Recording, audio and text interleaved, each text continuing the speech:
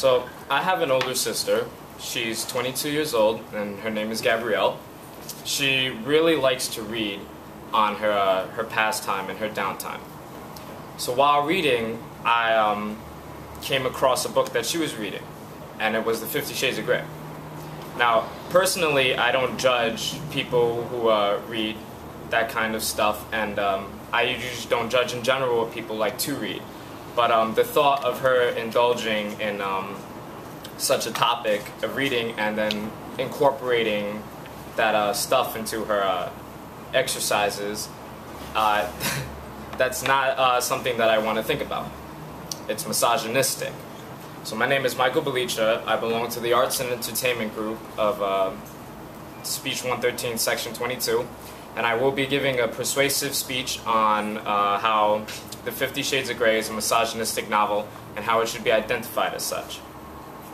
First, I will go through the explanation of misogyny. Then, I will give you evidence that supports the reasoning for a novel being misogynistic. Finally, I will give you evidence that supports the claims that The 50 Shades of Grey is negatively influential on our youth because it's a misogynistic novel. So people love to read. There's a lot of peace that you can find with reading, with whatever books you want to read. You can find the mysteries and wonderment in fiction, or you can find the reality of nonfiction. But there is no peace in fiction and nonfiction that has to do with misogyny. According to Princeton.edu, misogyny is the hatred of women. It should not be digested by women, which is the 50 Shades of Grey, and any novel that is misogynistic. It should be identified as a misogynistic novel. A novel is misogynistic if the woman has absolutely no power over the man in the book. Alison Flood of The Guardian UK said that Claire Phillipson, director of Wearside Women in Need, was outraged by the novel. She said that she had been waiting for a feminist icon to savage this misogynistic crap, but nobody did, so she had to speak out for herself. This was found from an article on the Guardian UK website.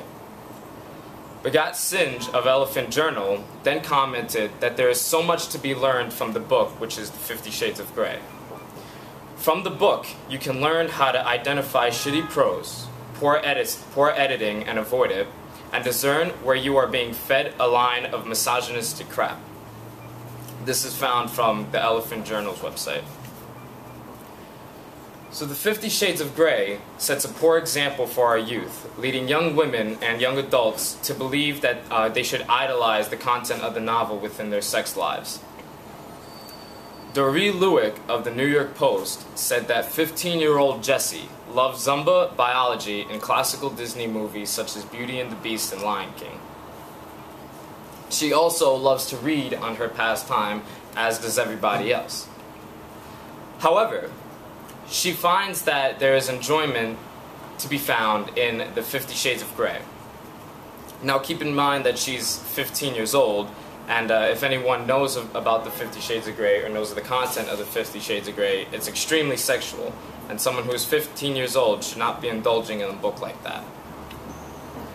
It's become one of her favorite books to read, and she says herself that she reads it during school, out tanning, in bed, everywhere, on her ebook reader.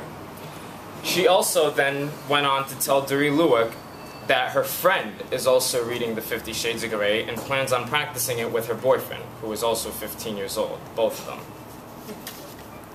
This was found from an article in the New York Post. Randy Riggs of The Modern Mom said that the 50 Shades of Grey provides teachable moments for young girls and boys.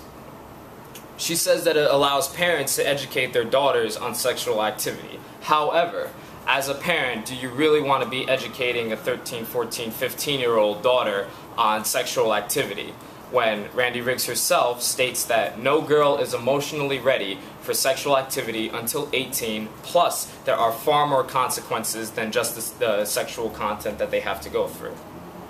This was found from the Modern Mom's website. In conclusion, The 50 Shades of Grey is enjoyable for people to read with its enticing sexual fervor and content and lure to sexual fantasy and exploration experimentation.